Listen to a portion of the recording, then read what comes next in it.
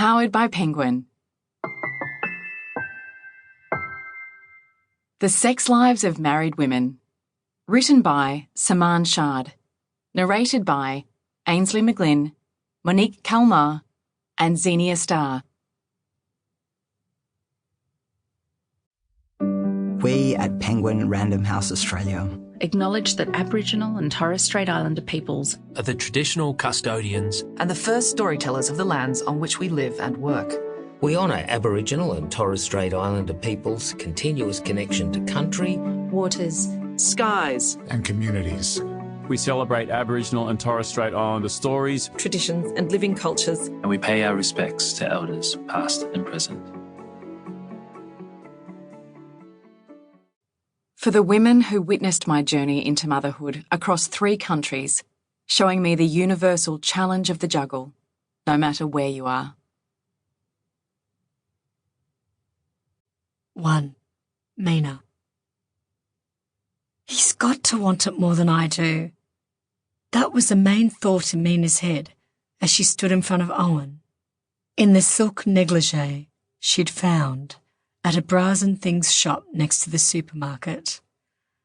The bored teenage girl had barely registered her as she'd entered and grabbed the first sexy on-trend thing she saw. No push-up bras and fishnet stockings for her. What was this, 2006? The shopping trolley, with her greying, crumpled, reused plastic grocery bags inside, was too big to wheel into the store, so she left it outside. That's how desperate she'd been, leaving her groceries for any old person to walk past and help themselves.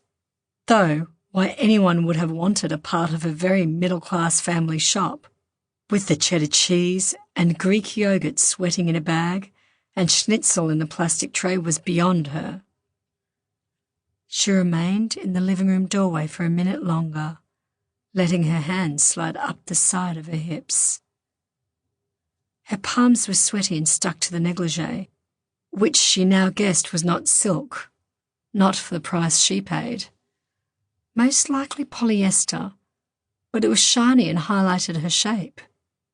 And it was low-cut enough to show off a cleavage that, despite her 40 years of age and 18 months of breastfeeding, seemed pretty acceptable to the man who worked at the bank at least. And yet, after all the effort she'd made letting her hair out and getting out of her trackies, Owen had barely looked up from his phone when she walked into the room. She'd made sure Sasha was fast asleep, so deep she'd even registered her daughter's eyes. Sample complete.